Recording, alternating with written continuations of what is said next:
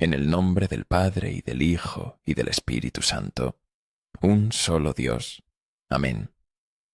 Bueno, queridos, pueden ver por el título del video de hoy que hablaremos sobre la santa tradición y su lugar dentro del cristianismo ortodoxo. El cristianismo ortodoxo enseña que la santa tradición es fundamental para la fe cristiana. En otras palabras, es esencial. No es solo un aspecto de la fe cristiana, sino que es absolutamente esencial. Hay algunos teólogos que enseñan que la Sagrada Escritura y la Santa Tradición están en un nivel igual, por falta de una mejor palabra, en importancia dentro de la ortodoxia. Pero hay otros que creo enseñan más correctamente que, de hecho, la Santa Tradición está por encima de las Escrituras, porque las Escrituras son una de sus formas, y hablaremos un poco sobre eso hoy, aunque ese no será el enfoque principal de este video. Principalmente, solo hablaremos de lo que la Santa Tradición es y no es. Hay defensores del sola Escritura que plantean muchas objeciones a la idea de la Santa Tradición, alegando que es un fundamento incierto e inestable, o incluso que es antiescritural, y esa parte la abordaremos un poco en este video. Entonces, ¿de qué queremos hablar específicamente hoy? Primero, queremos hablar sobre lo que la Santa Tradición no es, porque hay una visión particular de ella que circula, y que a veces, temo, incluso las explicaciones ortodoxas parecen implicar, lo cual realmente no son buenas ni precisas descripciones de lo que es la Santa Tradición. Luego hablaremos sobre lo que la Santa Tradición realmente es. Hablaremos sobre si se puede encontrar la Santa Tradición en las Escrituras, y luego discutiremos esta pregunta final, que es si preguntar si uno acepta la tradición o no es siquiera la pregunta correcta, lo cual, alerta de spoiler, les diré que no es la pregunta correcta, y luego discutiré cuál es realmente la pregunta adecuada. Así que comenzaremos con lo que la Santa Tradición no es. A menudo hay descripciones de la Santa Tradición que la describen como una mera tradición oral, que se transmite desde la época de los apóstoles de generación en generación hasta el día de hoy. Y yo diría que tal vez con razón, esa idea es criticada como siendo simplemente este juego cósmico del juego infantil del teléfono. Si alguna vez jugaste al teléfono cuando eras niño, el teléfono es un juego en el que hay una fila de niños, y el primero le susurra algo al oído del segundo niño, y ese niño susurra el mismo mensaje al oído del tercer niño, y así sucesivamente. Y típicamente lo que sucede es que, para cuando el mensaje llega a la última persona, ha sido alterado sin que nadie realmente se dé cuenta de cómo ocurrió. Las cosas se escucharon ligeramente mal. Las cosas se dijeron de forma un poco diferente. Y para cuando llegas al final, el mensaje es muy diferente de cómo comenzó. Y muchas personas ven la Santa Tradición de esta manera. Piensan que es simplemente una mera transmisión de la tradición oral, que solo esperamos que haya terminado 2000 años después de Pentecostés, siendo el mismo mensaje que se dio en Pentecostés mismo. Esto en realidad no es una buena descripción de lo que es la Santa Tradición. La Santa Tradición tiene algo de este contenido, pero no es el fundamento, no es la esencia de lo que es la Santa Tradición. Así que también deberíamos explicar que la Santa Tradición no es una elevación de tradiciones hechas por el hombre por encima de las Escrituras. Esta es una crítica muy común a la Santa Tradición, que es una elevación de tradiciones humanas por encima de las Escrituras. Pero para explicar por qué esto es incorrecto, necesitamos ver lo que realmente es la Santa Tradición. Entonces, la objeción típica, como dije, a la Santa Tradición, es que Jesús dice en Marcos 7, entre otros lugares en los Evangelios, que no debemos seguir las tradiciones de los hombres, Y quiero leer Marcos, capítulo 7, versículos del 5 al 13 en su totalidad, para explicar de dónde viene esta objeción. Dice: Entonces los fariseos y los escribas le preguntaron: ¿Por qué tus discípulos no andan conforme a la tradición de los ancianos, sino que comen pan con manos inmundas? Él respondió y les dijo: Bien profetizó Isaías de vosotros, hipócritas, como está escrito: Este pueblo de labios me honra, mas su corazón está lejos de mí. Pues en vano me honran, enseñando como doctrinas mandamientos de hombres, porque dejando el mandamiento de Dios, os aferráis a la tradición de los hombres, los lavamientos de jarros y de vasos de beber, y hacéis muchas otras cosas semejantes. Les decía también: Bien invalidáis el mandamiento de Dios para guardar vuestra tradición. Porque Moisés dijo: Honra a tu padre y a tu madre, y el que maldiga al padre o a la madre, muera irremisiblemente. Pero vosotros decís: Si un hombre dice al padre o a la madre, es corbán, es decir, ofrenda a Dios, todo aquello con que pudiera ayudarte, ya no le dejáis hacer más por su padre o por su madre, invalidando la palabra de Dios con vuestra tradición que habéis transmitido, y muchas cosas semejantes hacéis. Así que estos, y como dije, otros versículos de los Evangelios, son citados a menudo como una condena del concepto mismo de tradición. Pero si los lees con atención, verás que no son una condena de la idea de la tradición en general. Más bien, nota lo que se condena aquí. No es simplemente la tradición, sino específicamente los mandamientos o las tradiciones de los hombres. No hay una sola palabra en las Escrituras que esté de más. Así que poner esa calificación de los hombres significa que hay algo significativo. ¿Por qué no simplemente condenar la tradición? ¿Por qué no decir sigan las Escrituras? No hay necesidad de tradición. Punto. ¿Por qué decir tradiciones de los hombres? Bueno, hay una idea implícita, y en realidad es explícita, porque dice aquí: dejando el mandamiento de Dios. Así que hay una clara implicación y una explicación explícita de que condenar las tradiciones de los hombres es ponerlas en oposición a los mandamientos y tradiciones de Dios. Hay tradiciones de Dios. Ahora, el protestante podría objetar y decir que todas las tradiciones de Dios están contenidas en las Escrituras. Pero eso es una interpolación, es una interpretación de ello.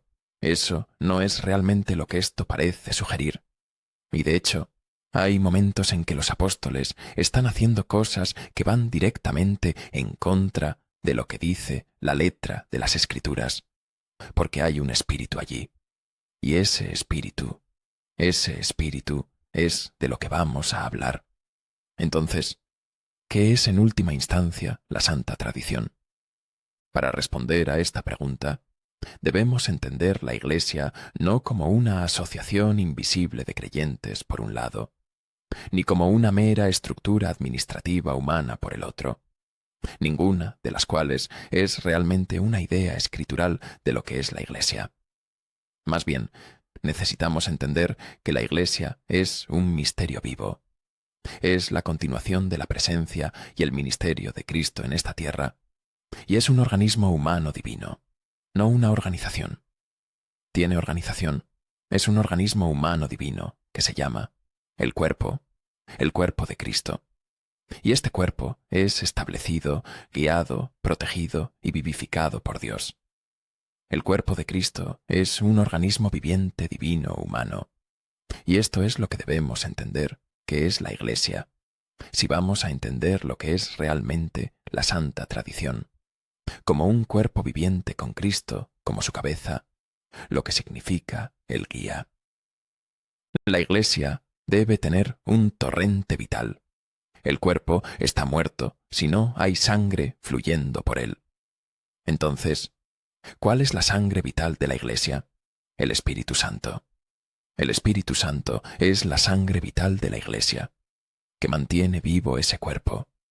y así permite que Cristo, como cabeza, guíe y proteja a la Iglesia en y a través del Espíritu Santo. Esta presencia del Espíritu Santo, que vivifica, guía e ilumina a la Iglesia, es el contenido de la Santa Tradición. Esto es, en realidad, lo que queremos decir cuando hablamos de la Santa Tradición. Es la presencia viviente que guía, protege, ilumina y vivifica a la Iglesia del Espíritu Santo. Y por eso, Vladimir Lossky, un gran teólogo ortodoxo, define de manera simple y perfecta la Santa Tradición, como cito, la vida del Espíritu Santo en la Iglesia. Creo que esta es la explicación y definición más simple y mejor de lo que realmente es la Santa Tradición, la vida del Espíritu Santo en la Iglesia. La Santa Tradición es una presencia viva y continua del Espíritu Santo en la Iglesia, porque las Sagradas Escrituras son inspiradas por Dios. Las Escrituras son sólo una de las formas de la Santa Tradición. Pero quitar las Escrituras de la Santa Tradición y separarlas de ella es quitar el principio guía del Espíritu Santo de la interpretación de las Escrituras. Y por tanto, es como quitar el aliento del texto. No se trata de decir que el texto ya no es inspirado por Dios, pero para que sea verdaderamente inspirado por Dios de una forma que lo entendamos plenamente, el aliento de ese mismo Espíritu Santo debe estar moviéndose activamente a través de las Escrituras, a través de la Iglesia y a través de nosotros. Si eliminamos ese elemento, se convierte en un texto inspirado por Dios que fue soplado hace 2000 años y que ahora está sentado como una especie de reliquia. En cierto sentido, las Escrituras, en ese punto, dejan de ser una parte viva de nuestra fe destinada a vivificarnos, y en su lugar se convierten en lo que son para muchos cristianos hoy, un rompecabezas que debe resolverse, dependiendo de la lógica y comprensión limitada y caída del hombre. ¿Vemos esta idea de la presencia viviente del Espíritu Santo en la Iglesia, en las Escrituras mismas? Absolutamente. Absolutamente la vemos. Ahora, al defender la Santa Tradición desde las Escrituras, hay un versículo común que se suele usar de San Pablo, el cual argumentaría, aunque es un buen versículo por muchas razones, y no voy a ofrecer una explicación extensa de por qué es un buen versículo, aunque creo que lo merece. En realidad no es el enfoque que me gusta tomar. De hecho, encuentro que es un versículo algo limitado. Hay otros versículos que explican mejor la Santa Tradición, pero quiero comenzar con el que se da con mayor frecuencia, y muchos lo conocerán. Segunda a los Tesalonicenses, capítulo 2, versículo 15. Por tanto, esto es San Pablo hablando a los tesalonicenses, o escribiéndoles. Por tanto, hermanos, estad firmes y retened las tradiciones que os fueron enseñadas, ya sea por palabra o por epístola nuestra. Ahora bien, hay legitimidad en este versículo. San Pablo pasó mucho tiempo con varias comunidades, y ciertamente todo el contenido de lo que enseñó no fue incluido en cada epístola. No había necesidad de eso. Ellos aprendieron la vida de fe y las principales doctrinas de la fe directamente de su propia boca. Y por eso les dice aquí, dice literalmente, no todo lo que enseñé está en estas epístolas. Más bien, sigan lo que les enseñé no solo en estas epístolas, sino también lo que les enseñé con mi propia boca. Y piensen en eso. Piensen si un gran maestro viviera contigo durante 1, 2, 3 años y te enseñara a diario, y luego te escribiera una carta de 5 o 10 páginas años después. ¿No mirarías esa carta de 5 o 10 páginas y dirías, vaya, si alguien más lee esto, sabrá exactamente lo que aprendí de este gran maestro? Vas a saber solo una pequeña porción. Y no solo eso, sino que la porción que aprendas va a estar completamente fuera de contexto, porque lo que se enseña en esa carta se entiende dentro del contexto de la vida que vivimos juntos. Yo lo entenderé de una forma que otros, fuera de la comunidad, no lo harán, y requerirá mucha explicación. Así que hay legitimidad en ese versículo. Pero hay, argumentaría yo, desde mi entendimiento, muy limitado, por cierto, versículos mucho mejores para usar. Y estos son los versículos que suelo usar para describir lo que realmente es la santa tradición. El primero es Juan, capítulo 16, versículos del 12 al 15. Cristo aquí está hablando con los apóstoles y dice: «Todavía tengo muchas cosas que deciros, pero ahora no las podéis soportar. Pero cuando venga el Espíritu de verdad, Él os guiará a toda la verdad, porque no hablará por su propia cuenta, sino que hablará todo lo que oyere, y os hará saber las cosas que habrán de venir. Él me glorificará, porque tomará de lo mío, y os lo hará saber. Todo lo que tiene el Padre es mío. Por eso dije que tomará de lo mío, y os lo hará saber. El Espíritu Santo ha sido prometido, en este punto, a la Iglesia, para guiarla a toda verdad. Esta es una hermosa promesa de Cristo sobre lo que el Espíritu Santo hará por la Iglesia. Ahora, el siguiente es segunda a Timoteo 1, versículos 13 a 14. Retén la forma de las sanas palabras que de mí oíste, en la fe y amor que es en Cristo Jesús. Nuevamente, San Pablo está hablando sobre enseñanzas verbales que dio a Timoteo. Guarda el buen depósito por el Espíritu Santo que mora en nosotros.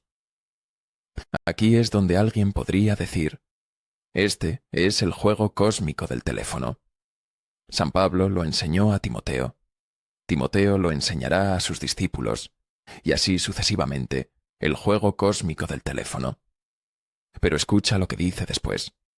Ese buen depósito que te fue confiado, guárdalo por el Espíritu Santo que mora en nosotros. Es el Espíritu Santo quien guiará y protegerá este conocimiento. Y solo unos versículos después, en el capítulo 2, San Pablo continúa: Tú, pues, hijo mío, esfuérzate en la gracia que es en Cristo Jesús. Lo que has oído de mí ante muchos testigos, esto encarga a hombres fieles que sean idóneos para enseñar también a otros. ¿Por qué a hombres fieles? Porque ellos también, al ser fieles, y por fieles no se refiere a simplemente creer fuertemente. Fieles significa aquellos comprometidos con la vida del Evangelio, y que han sido purificados, que tienen corazones a los cuales Dios se revela. Bienaventurados los de limpio corazón, porque ellos verán a Dios. Ellos también, por esta fe en ellos, serán guiados por el Espíritu Santo. Ahora, el versículo más significativo, sin embargo, es del libro de los Hechos. En Hechos 15 leemos sobre el concilio de Jerusalén, y aquí hay una decisión de los apóstoles, y es realmente de los apóstoles. Eso es lo que discutiremos. Es una decisión sobre si los gentiles necesitan volverse judíos culturales para ser cristianos, seguidores del Mesías. Necesitan los hombres, principalmente, ser circuncidados. Necesitan guardar los ayunos y fiestas judías de la misma manera. Y varias otras cuestiones. Cuando los apóstoles llegan a su decisión, dicen en Hechos 15, versículo 28, porque ha parecido bien al Espíritu Santo y a nosotros. Así es como declaran la decisión. Ha parecido bien al Espíritu Santo y a nosotros. Estas son palabras audaces. Los apóstoles aquí están declarando que el Espíritu Santo les ha revelado que esta es la opinión de Dios. O eso es cierto. Y esta fue una decisión guiada divinamente. O los apóstoles están hablando una blasfemia total, declarando hablar por Dios cuando Dios mismo no lo confirmó. Y obviamente sabemos que los apóstoles nunca harían eso. Esto es lo que hace posible la santa tradición, que la Iglesia pueda declarar: esta, en verdad, es la opinión aprobada de Dios. Y por eso muchos de los santos concilios ecuménicos tenían santos que hacían grandes milagros en medio del pueblo. Por eso acudimos a ancianos y santos llenos de gracia que hablan con confianza y audacia, y a menudo tienen clarividencia y profecía, y todos estos otros dones. Esto deja claro que Dios está hablando a través de ellos. El Espíritu Santo está vivo y activo en la Iglesia, y habla principalmente a través de los puros de corazón. Ahora, hay algunos que podrían mirar algunas de estas cosas y decir, bueno, sí, pero esto fue solo para los apóstoles. Cuando murió el último apóstol, esto terminó. Creer que esta guía fue solo para el tiempo de los apóstoles es A, no bíblico e incluso antibíblico, y B, completamente ilógico, basándonos en lo que se lee en las Escrituras. ¿Por qué va en contra de las Escrituras? Bueno, mira el último versículo del Evangelio de Mateo. La promesa de Jesús es esta: y he aquí, yo estoy con vosotros todos los días, hasta el fin del mundo. Sería irracional creer que esta promesa fue hecha solo a los apóstoles, y no se aplica al resto de la Iglesia, especialmente cuando Él dice, hasta el fin del mundo. Estaré con ustedes, apóstoles, hasta el fin del mundo, pero cuando muera el último de ustedes, ¿me voy? Bueno, eso hace de la Iglesia una mera institución, una simple institución administrativa, o como dije, una camaradería invisible de creyentes que no se puede realmente localizar y a la cual no se puede acudir para recibir ninguna guía en absoluto, porque no se puede localizar físicamente. Esto no es de lo que hablan las Escrituras cuando hablan de la Iglesia. Esto no es lo que prometen. Y he aquí, yo estoy con vosotros todos los días, hasta el fin del mundo. ¿Cómo está Cristo con nosotros? Bueno, la Iglesia es llamada su cuerpo, y Él es la cabeza. Así es como está con nosotros. Entonces, las promesas del Espíritu Santo continúan, obviamente. Si la Iglesia es la presencia de Cristo y la continuación de su ministerio, entonces el Espíritu Santo está presente en y a través de la Iglesia también. No tiene sentido de otra manera. No tiene sentido que Cristo prometiera a la Iglesia que las puertas del Hades no prevalecerán contra ella. En Mateo 16, versículo 18. Si la Iglesia es una reliquia muerta o una simple institución, y no un organismo viviente divino humano, guiado y protegido por el Espíritu Santo. Y no tiene sentido que San Pablo llamara a la Iglesia columna y baluarte de la verdad. En primera a Timoteo 3, versículo 15. Si la Iglesia no fuera visible y localizable, y no pudiera distinguir la verdad del error mediante una protección y guía divina. Estos versículos no tienen sentido de otra forma.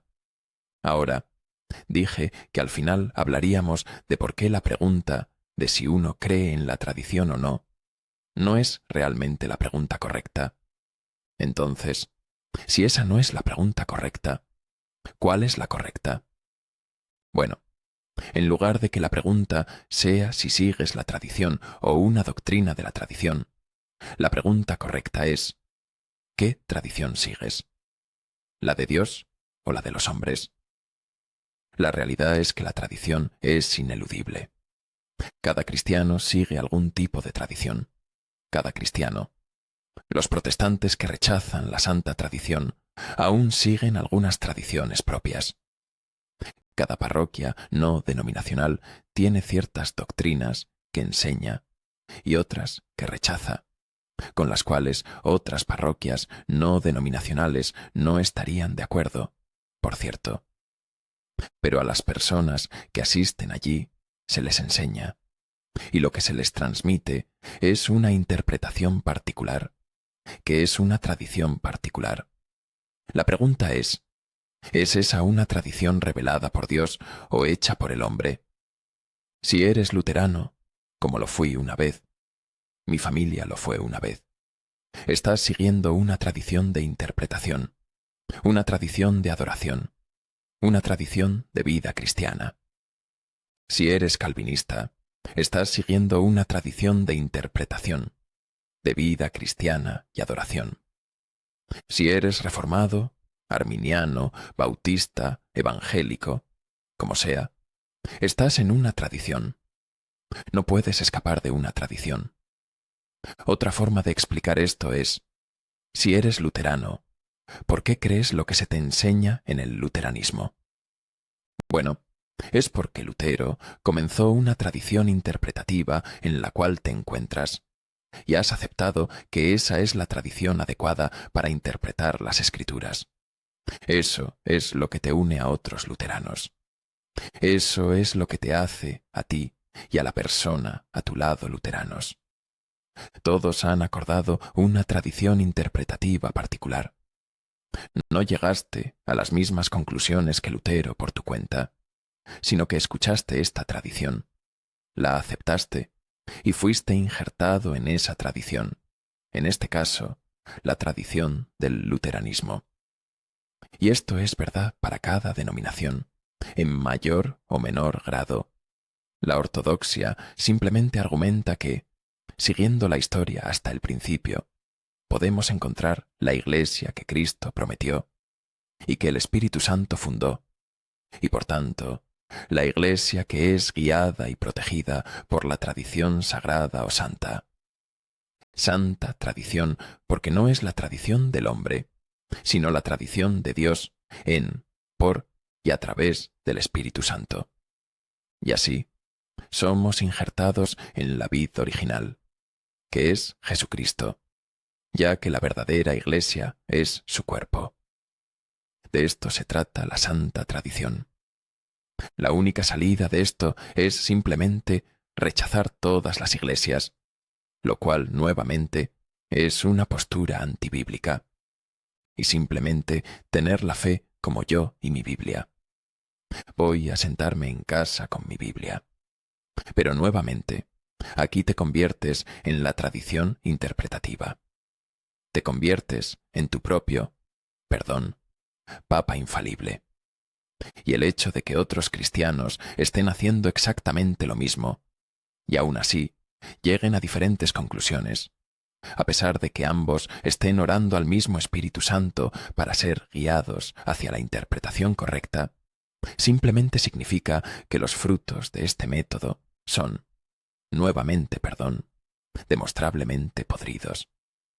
Los frutos no conducen a que todos estos cristianos que simplemente dicen soy yo y la Biblia lleguen a las mismas conclusiones. Más bien, llegan a conclusiones muy distintas, aunque todos estén orando al mismo Espíritu Santo para que los guíe. Y lo mismo puede decirse de la tradición que, irónicamente, es en sí misma una tradición, la de rechazar la santa tradición. El rechazo de la santa tradición como fuente de fe y luz, guía para nosotros, es en sí mismo una tradición. Es una lente interpretativa particular de las Escrituras. La realidad es que desde que se eliminó la idea de la santa tradición, nuevamente podemos mirar los frutos. Y los frutos han sido que en lugar de encontrar más unidad, los cristianos se han vuelto más fracturados. Y la doctrina cristiana y el pueblo cristiano continúan volviéndose más fracturados con el tiempo. El rechazo de la santa tradición no ha llevado a más unidad. De hecho, ha llevado a más divisiones con el tiempo. La interpretación de las Escrituras es obviamente necesaria. Tenemos que interpretar las Escrituras, y no tiene sentido tener un libro infalible si no tenemos un intérprete infalible. Si el Espíritu Santo no es nuestra autoridad interpretativa en la Iglesia, como lo hablan las Escrituras, entonces ¿qué lo es? Porque no puedes decir nada. Típicamente, lo que la gente dice es que usan las Escrituras fáciles para interpretar las difíciles. Pero hay un par de problemas con eso. Número 1. Si ese es un método interpretativo legítimo, entonces todos los que lo usan deberían llegar a la misma conclusión. Eso no ha ocurrido. Nuevamente, los frutos lo demuestran. Pero en segundo lugar, tienes que decidir qué escrituras son fáciles de interpretar y cuáles difíciles. Dices que es fácil de interpretar cuando San Pablo dice que somos salvos por la fe y no por obras. Pero es difícil de interpretar cuando Santiago dice que no somos salvos solo por la fe, sino que la fe sin obras está muerta. Y por tanto, usaremos a San Pablo y lo interpretaremos de una manera particular, y luego encontraremos una forma de interpretar a Santiago a la luz de eso. ¿Cómo sabes que no es al revés? ¿Cómo sabes que Santiago no es el que lo está diciendo con más claridad y que Pablo necesita ser interpretado a la luz de eso? ¿Ves? Este es el problema, que hay una lente particular, hay una conclusión particular a la que quieres llegar, porque tienes una tradición a la que te estás aferrando. Es ineludible, es absolutamente ineludible. Ahora, algunos podrían escuchar lo que estoy diciendo y decir, sí, pero padre, no solo los ortodoxos creen en la santa tradición, también los católicos romanos lo hacen, y ustedes dos no están de acuerdo, han estado en desacuerdo por 1000 años. Pero no es la simple afirmación de la santa tradición lo que importa, es la adhesión a la santa tradición la que importa. Roma dejó de seguir la santa tradición hace 1000 años, en 1054, cuando Roma añadió el filioque al credo, alterando así el texto que había sido aprobado y sellado por los concilios ecuménicos, incluidos papas anteriores que dijeron que no añadirían el filioque. Se apartaron de la tradición que los precedía. Y luego, cuando el Papa de Roma, además, declaró tener autoridad universal sobre toda la Iglesia, también se apartó de la tradición. Estoy seguro de que hay algunos católicos romanos ahora mismo, probablemente gritándome y diciendo, no, eso no es cierto. El Papa siempre ha tenido autoridad universal. Odio decirlo, pero el Vaticano no está de acuerdo contigo. Esto no trata sobre eso, por cierto. Este video no trata de eso. Podríamos hablar de esto en otro momento. Pero solo para que sepas, hay un documento de 2016 en el sitio web del Vaticano.